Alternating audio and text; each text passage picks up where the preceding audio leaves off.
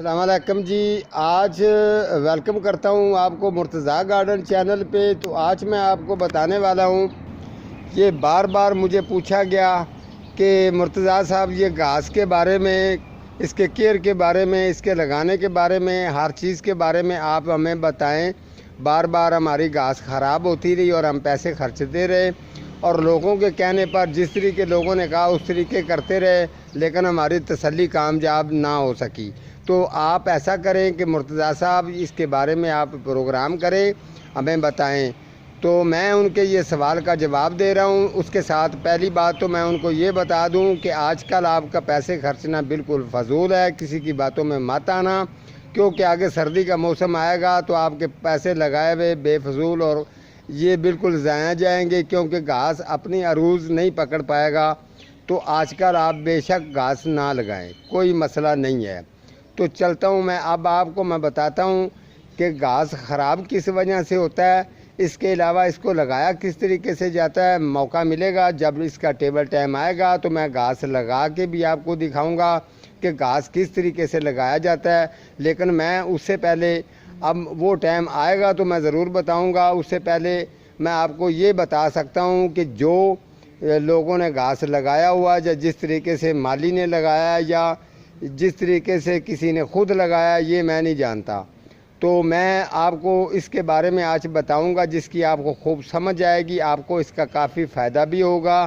चाहे वो घास कोई लगा के सेल करता हो, चाहे बेशक वो कोई नर्सरी वाला हो, चाहे बेशक वो कोई घर में गार्डन बनवाना चाहता है, चाहे कोई किसी सोसाइटी के अंदर लगवाना चाहता है, ये सब के लिए एक जैसी बात होगी। तो आप सबको इस बात का फ़ायदा होगा, ये ज़हन में रखें। अगर आप ये नया घर बनवा रहे हैं तो उनके लिए भी ये बात बड़ी दुरुस्त होगी, वो भी समझ ले। और जिन लोगों ने ये लगाया हुआ है उनके लिए भी बड़ी बेस्ट बात है, जिनका ख़राब हो रहा है उनके लिए भी ये बहुत बेस्ट बात है। तो मैं आपको बताता हूँ। अगर तो शुरू करता हूँ मैं मिट्टी से। जब आपने नया घर बनवाया हो तो उस घर के अंदर ये पहले चेक करें कि उसके नीचे चूना या मलबा या रोड़े वगैरह जो भी हैं वो तो नहीं है। पहले वो जगह अच्छी तरह से साफ़ करवाएं। साफ़ करवाने के बाद फिर आप ऐसा करें कि आप उसके बाद जब साफ़ हो जाएगी जगह तो फिर आप इसमें मट्टी डलवाएं। मट्टी कौन सी डलवानी है, जितना बड़ा प्लांट है उसके हिसाब से मट्टी होगी। अगर ये 10 मरले का है, 20 मरले का है या 5 मरले का है, उसके हिसाब से आपने मट्टी मंगवानी है। मट्टी आपने मंगवानी है बालू मट्टी। उसके साथ आपने अगर 2 ट्रालियाँ पड़ रही हैं तो फिर 1 ट्राली पक्की मट्टी, 1 ट्राली जो है वो बालू मट्टी। 2 ट्रालियाँ हो गई। अगर एक ट्राली डलती है तो फिर आप आधी ट्राली उनको कहें कि पक्की लेके आना, आधी बालू वाली लेके आना बालू मट्टी की, वो आपने सटवा देनी है। ठीक है, आपने अब मट्टी डलवा दी है। मट्टी डलवाने के बाद आपने तरीका ये करना है कि उसको अच्छी तरह से कोई कारीगर माली बुलवाएं। बुलवाने के बाद उसको आप अच्छी तरीके से आप उसको जो है ना वो उसको बैलेंस करेगा। बैलेंस करने के बाद जब उसको चपटी लगाएगा, चपटी लगाने के बाद उसका बैलेंस जब एक जैसा हो जाएगा, लेवल हो गया। अब लेवल होने के बाद आपने तरीका ये सोचना है।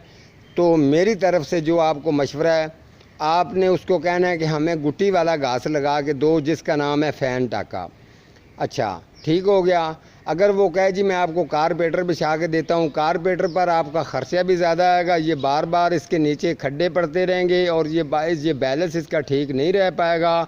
आपने इसको ओपन रखना है। जब ये नीचे की आपको फिर बार बार आपको वाटरिंग करनी पड़ेगी। ये नीचे की मिट्टी जो है ये थोड़ा सा इसको दुश्वारी होती है, क्योंकि आप जब पीस रखते हैं तो वो नीचे वाली जड़ को पकड़ता है तो उसको बड़ी प्रॉब्लम होती है, मुश्किल होती है। जब वाटरिंग से डिले हो जाएगी तो वो उतनी जगह खुश्क हो जाएगी, फिर वो बुरा भी लगता है। उसके अलावा उसका बैलेंस भी ठीक नहीं है और उसके ऊपर जो मशीन आप लगाएंगे वो भी थोड़ी सी प्रॉब्लम में आती है।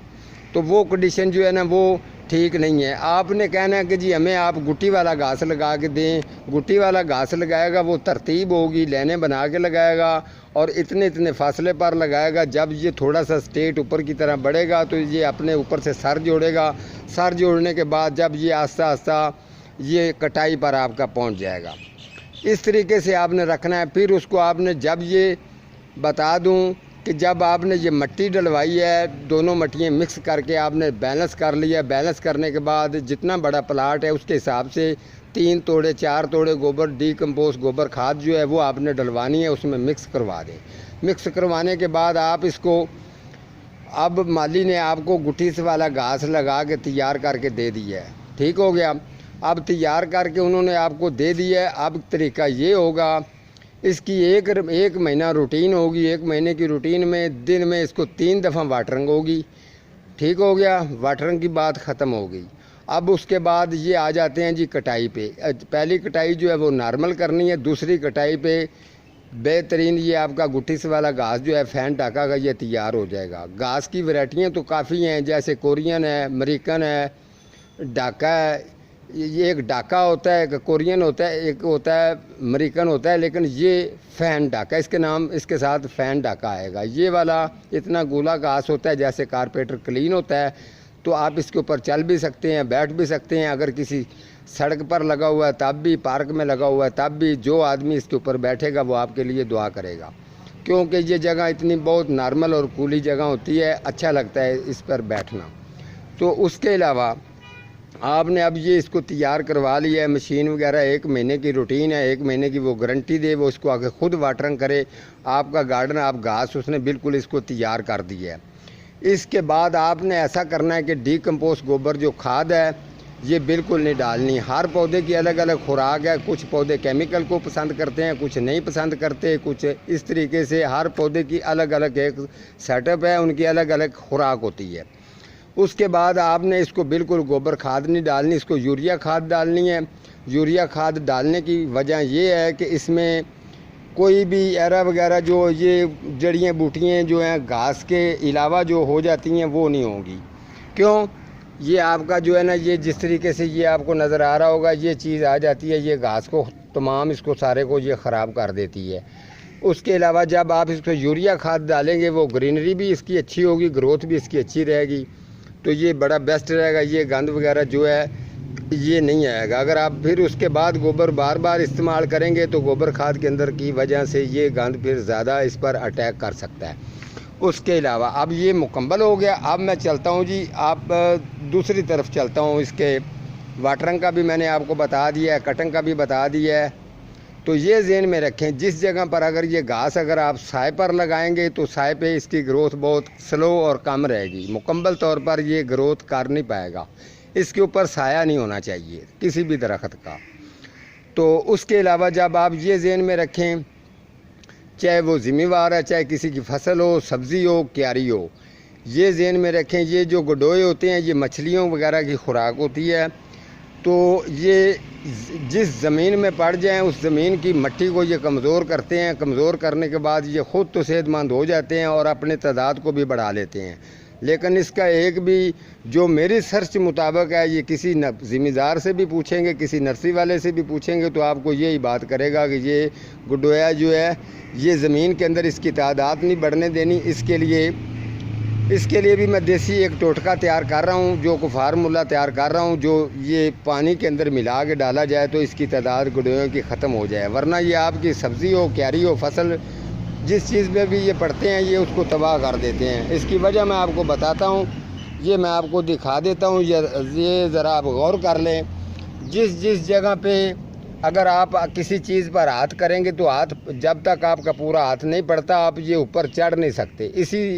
इसकी मिसाल ही मैं आपको दे रहा हूँ, क्योंकि ये जिस जड़ से नीचे से गुज़रता है ये आपको नज़र आ रहा होगा, इसने तमाम की तमाम ये जगह खाली कर दी है।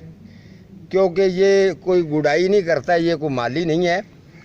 तो ये ज़हन में रखें, ये आपको नज़र आ रहा होगा जितना घास है ये सारा, ये जब से नीचे गुज़रता है ना तो ऊपर से घास की जो जड़ें हैं वो ज़ोर लगाती हैं, थोड़ा सा भी पकड़ने की कोशिश करते हैं तो ये नीचे से मिट्टी खाता हुआ है, जब क्रॉस करता है तो ये फिर उसको उसी तरह छोड़ देता है। ऊपर से हम लोग वाटरिंग करते हैं, लेकिन आर्जी तौर पर ये ग्रीन तो थोड़ा बहुत रह सकता है, लेकिन उस तरीके की ग्रोथ इसकी नहीं होगी जिस तरीके से दूसरे घास की हो रही है। ये अभी पूरे घास में ये फैल रहे हैं, अटैक कर रहे हैं, तो ये पूरे गार्डन को ये ख़राब करके छोड़ेंगे। ये ऐसी चीज़ होती है। दरअसल में ये जब ये आप साए पर लगाते हैं तो ये साए पे ज़्यादा अटैक करता है। तो आपने ये ज़हन में रखना है, जब भी आपने ये घास लगानी है, घास का मैंने आपको मुकम्मल तौर पर ये तरीका मैंने आपको बता दिया है। तो इंशाल्लाह ताला जैसे जैसे आपको मैं समझा रहा हूँ या आप समझ रहे हैं या सीख रहे हैं, तो इंशाल्लाह ताला आपने परेशान नहीं होना। हर चीज़ हर वीडियो में मुझे आप क्वालिटी बता दूँ, ये नहीं है कि आर्जी तौर पर किसी को खुश कर दिया, उसकी मुकम्मल बात को समझा ना। लेकिन मैं आपको जिस तरीके से बताता जाता हूँ, आप ये तजर्बा मेरी कई भी बात भी आजमाएँ, मेरा ये चैलेंज है, और दूसरों की भी बात को आजमाएँ ज़रूर। ये तरीका करें तो आपका बिल्कुल जिस जगह आप पैसे खर्च कर रहे हैं आपके पैसे ज़ाया नहीं होंगे। तो ज़बरदस्त किस्म का जो है इसका इंशाल्लाह आपको रिज़ल्ट मिलता रहेगा। ओके, ये अल्लाह निगहबान।